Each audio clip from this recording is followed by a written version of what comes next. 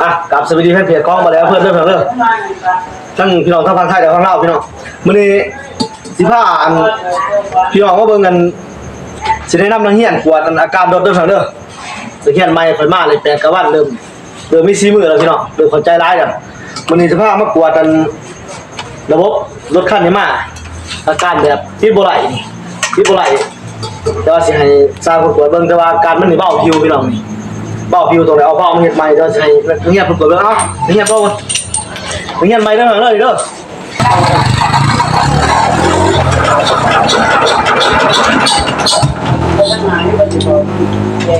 มาแล้ว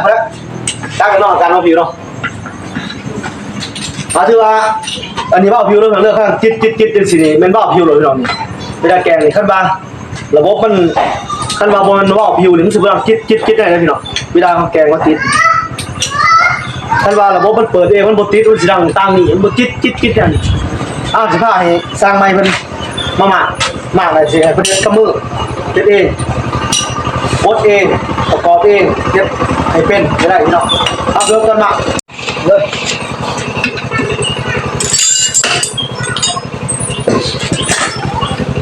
เอาเนี่ยขั้นตอนต้นมากเนี่ยก็ตรงมากเอาพวกแนวก้อนแล้วก็พอไฟออกก้อนเด้อพี่น้องเด้อพอไฟออกจากนั้นมาใต้หัวสีดอกแล้วก็มาเอาคนว่าออกแล้วขั้นตอนที่เป็นน้ำพี่น้องนี่เพิ่นเป็นแล้วสร้างไม้เป็นเรียบร้อยแล้วเป็นมวยพี่น้องเห็นน้ำตัวเป็นน้ำหนึ่งพยาพี่น้องหุ่นจักกันเลยมันจะมีน้ำเครื่องได้อยู่น้ำเครื่องแต่ว่าเขาตรงหลังฝึกสร้างไม้พี่น้องก็ฝึกสร้างไม้เห็นหนาพายุเห็นได้หรอเห็นบ่เห็นบ่เอาขึ้นยังไงเบิดขึ้นยังไงเห็นบ่เห็นว่าขี้ได้แล้วเห็นน้ำจริงมีฝึกสร้างไม้เรื่องเรื่องตัวนี้มันให้เป็นกวดอาการเองลดมากในอาการที่เบาผิวที่บ่ไหลจะมีกวดอาการเองในการสิให้บดเองประกอบเองยังเองให้เป็นความหูแบบเห็นกับมือเลยพี่น้องตัวนี้เป็นตัวจริงต่อเลยมาไปเลย12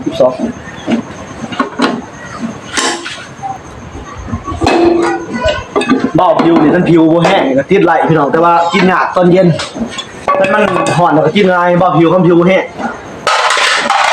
คำผิวระดับนี่มันที่บ่ไหลพี่น้องแต่ว่าขั้นนี้สิมา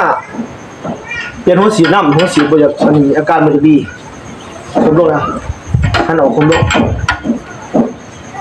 เพชรนอนจะไม่รถไทยเท่านี้รถไทยรถจ้าของท่านออกมันจะทันสายทันเขาทันครัวแต่ว่าโคตรแม่ยังเข้าโคแม่นี่เนี่ย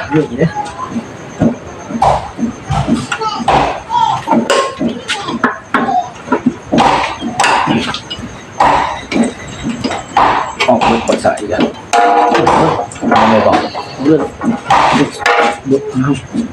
จะมีเกี่ยวกับเป็นซิปมาซิปตาเท่าเป็นซิปบวกเดี๋ยวเอาไปกระมือสิจังเป็นกระมือครับเป็นหนวดแล้วบริหารเลยหรือว่านี่ฝึกปั๊มให้เบิดมือพี่น้องปั๊มก็พอฉีดครอบแล้วหรือว่ามือเดียวเอามือละยางซ้อนเร่งรัดน้องซ้อนเร่งรัด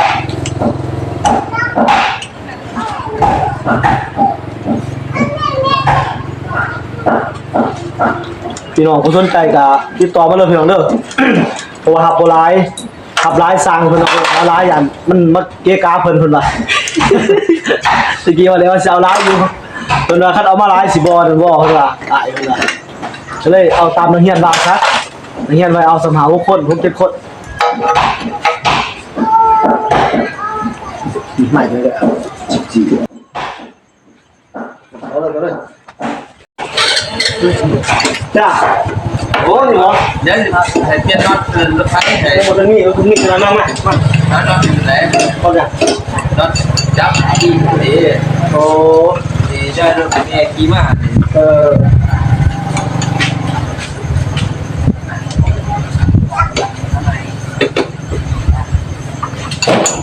ถือว่าพี่น้องมาฝึกน้ำบอลแดงนี่เฮ็ดน้ำบอลแดงนี่มันให้ชิคเก้นทีด้วยเพิ่นเด้อให้เฮ็ดกับมือโลดนี่หมดอาการเรียบร้อยแล้วก็ เฮ็ดก็มื้อแล้วก็สิเฮ็ดจนแล้วพี่น้องรถจนติดไหลจนเรียบร้อยจนรถลูกค้าเรียบร้อยเด้อพี่น้องเด้อให้บ้านเองแนะนำแบบไกลชิดเป็นไว้พี่น้องสอนแบบบ่มีกักเด้อพี่น้องเด้อถ้าสนใจการที่ต่อมาพี่น้อง บ่สร้างไม้เพิ่นตะกี้ว่าแล้วว่าสิเอามีรายเอาหลายมา เปิดเฮียนแบบเป็นกันเองโลดพี่น้องว่าสร้างไม้ว่าคันเอามาหลายมันสิบ่เกียดกันว่าอ้ายมันสิเข้าใจง่ายมันสิซับซ้อนนะสร้างไม้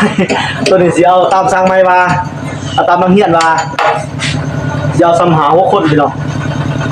เต็มหันแล้วก็เป็นเบิดหาหัวคนน่ะสมกับแต่จังสิเอามาอีกเป็นงวดเด้อพี่น้องเด้อแต่ว่าเฮียนมุ้ยกำหนดเราเฮียนจะเป็นบ่ให้เป็นบ่คันบ่เป็นบ่ให้กลับต้องให้เป็นคันมาหาว่าแดงต้องให้เป็นพี่น้องก็บ่ขออาชีพได้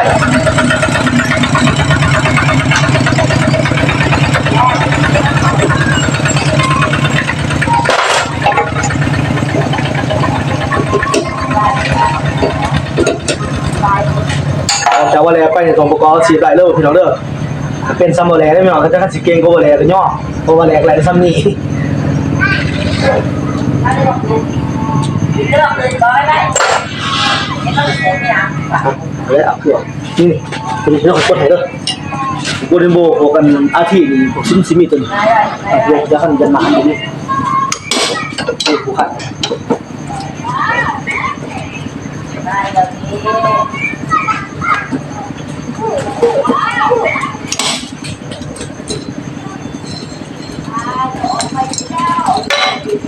อ่ะเอ็มเลยบอกทุกคนบอก เอาไว้ จริงด้วย